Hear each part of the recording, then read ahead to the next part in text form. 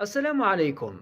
ما سيحدث غدا في مباراة المغرب وفرنسا، أو ما سيفعله الجمهور المغربي في هذه المباراة سيشهد له العالم العربي والعالم الإسلامي.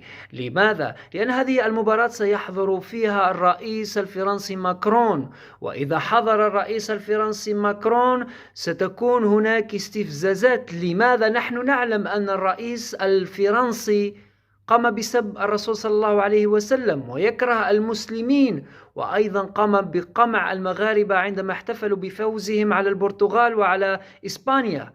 هذا ما سيجعل الجمهور المغربي في الملعب يردد العديد من العبارات، وسيقول في الملعب أيضا: صلى الله على محمد، محمد رسول الله.